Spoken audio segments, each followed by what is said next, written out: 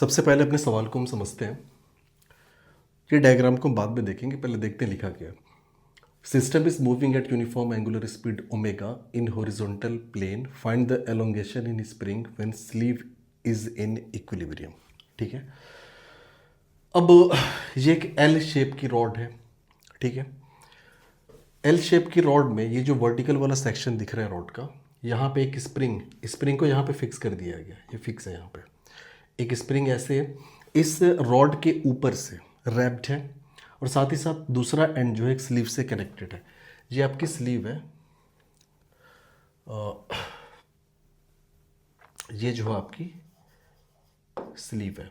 ठीक है ना, स्लीव से कनेक्टेड है। स्लीव जो है ये भी रॉड के ऊपर है, मतलब आप ऐसे समझिए ये रॉड है और स्लीव ऐसे इसके ऊपर से। ठीक है, स्प्रिंग भी रॉड के ऊपर से है, और ये पूरा का पूरा जो सिस्टम है ना, ये हॉरिजॉन्टल प्लेन में ओमेगा एंगुलर स्पीड के साथ रोटेट कर रहा है। ठीक है, हाँ, हालांकि यहाँ पे देख के आपको लग रहा होगा कि ये वर्टिकल सर्कुलर मोशन है, लेकिन वर्टिकल सर्कुलर मोशन नहीं है, ये हॉरिजॉन्टल है। आप ऐसे टॉप से देख रहे हो, जैसे मान लो कि हॉरिजॉन्टल में कोई सर्कुलर मोशन होगा, टॉप से देख रहे हो, टॉप से देखने के बाद ये डायग्राम आपके सामने बनाया गया। ठीक है, इसमें पूछा गया कि जब स्लीव इक्विलिब्रियम में होगा तो बताओ कि स्प्रिंग में उस वक्त कितना एलोंगेशन हो चुका होगा। ठीक है, फिर से डायग्राम को हम यहाँ पे बनाएंगे। तो ये हमारा रहा, थोड़ा बड़ा बनाते हैं। ठीक है, और ये आपका रॉड का सेक्शन है, सॉरी,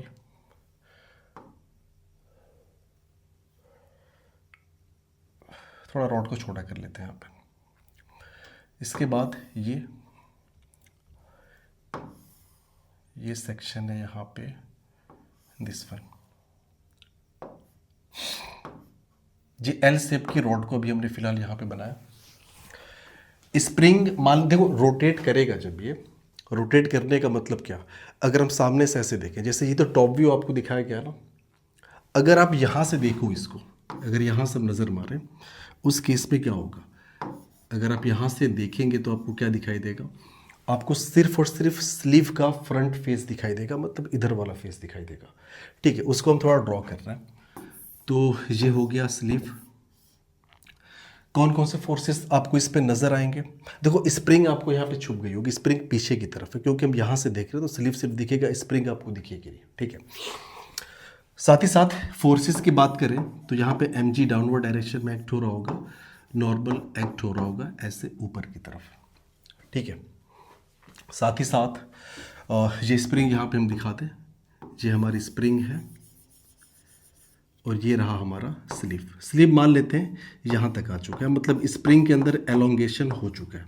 अब एलोंगेशन हुआ क्यों होगा ये भी हम अभी जानेंगे कि एलोंगेशन के पीछे का रीज़न क्या है। ये तो आपका सेंटर है, सो सेंटर से ये स्लीव की जो डिस्टेंस है, एक तरह से ये काम करेगी रेडियस का, आपका ये रेडियस हो गया।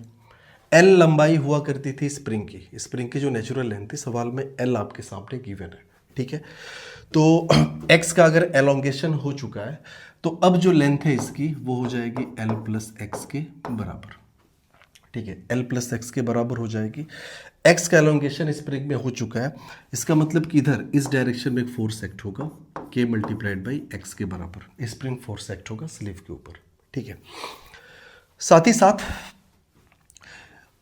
इस वाले डायग्राम के हिसाब से mg ऐसे लग रहा होगा, नॉर्मल बाहर की तरफ लग रहा हो, तो mg और नॉर्मल को दिखाने की ज़रूरत यहाँ पे नहीं है, वो बैलेंस हो जाएंगे। ठीक है, यहाँ पे भी आप देख सकते हो फ्रंट व्यू हमने दिखाया, यहाँ से देखने के बाद जो व्यू आ रहा था, नॉर्मल रिएक्शन ऊपर की तरफ, mg नीचे की तरफ। ठीक है, अब चूंकि ये आपका सेंटर है, सेंटर को हम c मान लें, ये r इसकी रेडियस है, लेट अस सपोज ये वाले एंगल को हमने मान लिया थीटा।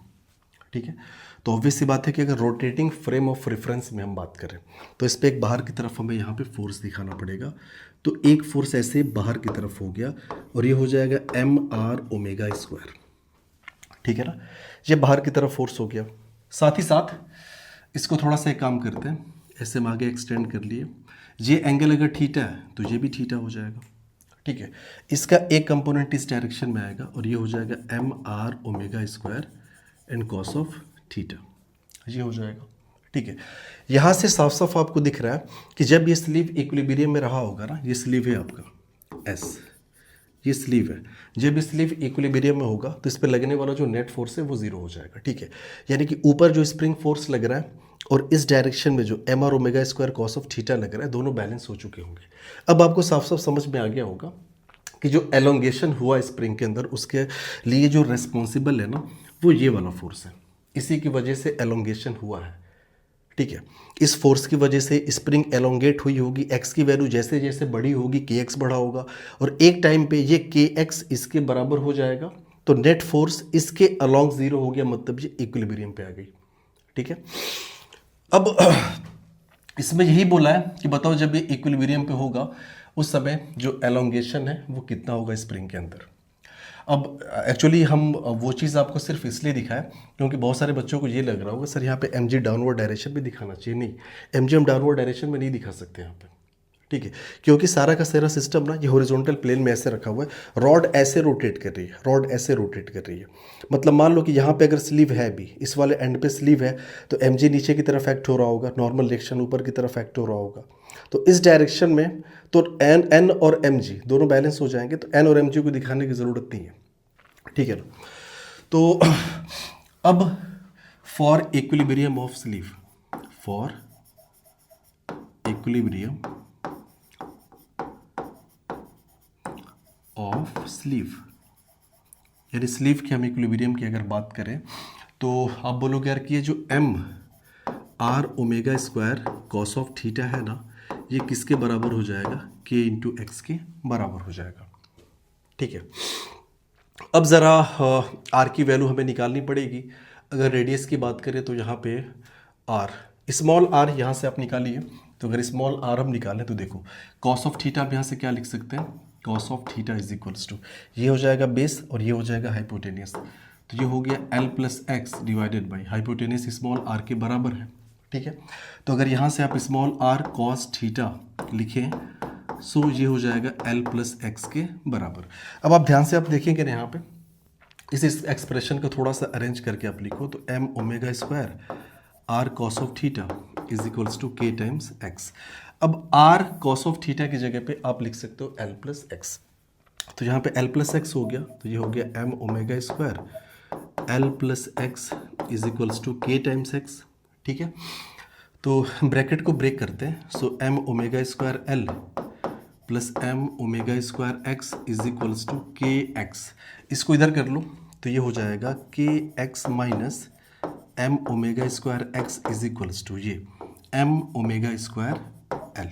ठीक है ना, एक्स यहाँ पे हमने कॉमन कर लिया, so in bracket K minus M omega square is equals to M omega square L, which implies X की वैल्यू हमने पता कर ली कि जो एलोंगेशन हो रहा है वो कितने का हो रहा है, वो आपका हो जाएगा M omega square L divided by K minus M omega square, ये आपका एलोंगेशन हुआ है।